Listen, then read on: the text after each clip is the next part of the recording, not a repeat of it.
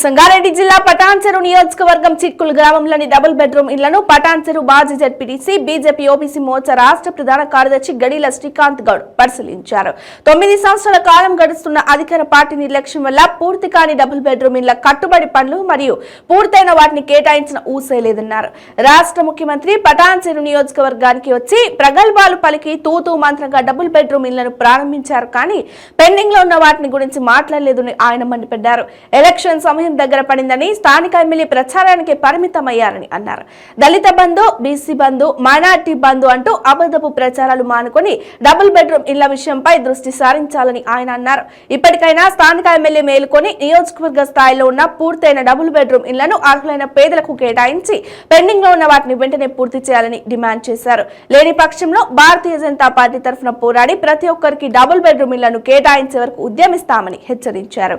ఈ కార్యక్రమంలో BJP OBC Morcha రాష్ట్ర కార్యవర్గ సభ్యుడు దేవేందర్ గౌడ్, జిల్లా కార్యదర్శి బాయండ్ల కుమార్, భారతీనగర్ డివిజన్ అధ్యక్షుడు మన్ని శ్రీకాంత్, పటాన్చెరు పట్టణ అధ్యక్షుడు నాగరాజు మరియు యుఆర్కే యువసేన సభ్యులు తదితరులు పాల్గొన్నారు.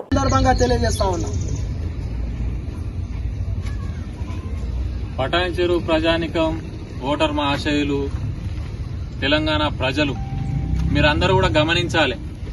మీద మీద మెరుగులు దిద్ది మనను మళ్ళొక్కసారి మోసం చేయనికే ఈ కేసీఆర్ గారు, మన స్థానిక ఎమ్మెల్యే మైపాల్ రెడ్డి గారు ఇద్దరు కూడా దానికి సిద్ధమై అనడానికి ఎన్నో ఇట్లాంటి ఉదాహరణలు మనం చూస్తా ఉన్నాం.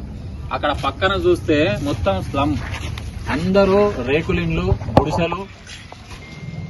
వాళ్ళు వర్షాలు పడ్డా అటు ఎండాకాలం అయినా ఎండవేడికి ఇటు వానకు కనీసం ఆ పిల్లలను తీసుకొని రూపాయలంటే నల్ల నీళ్లు, మోరీలు, రేషన్ కార్డులు, ఉద్యోగాలు, విద్య వీటిపైన కాన్సన్ట్రేట్ చేయనికేనో ఒకసారి ప్రజలు గమనించాలి.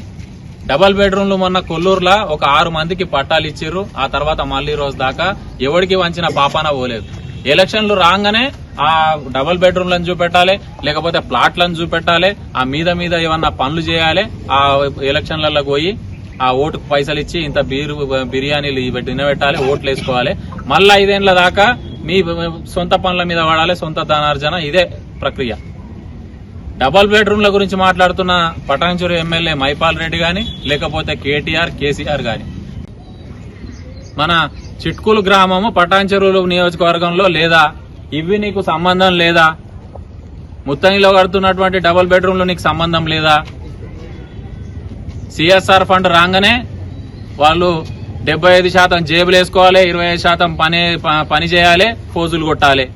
కేంద్రం నుంచి వచ్చిన నిధులకు ఈ కొబ్బరికాయలు కొట్టాలి, ఫోటోలు దిగాలి.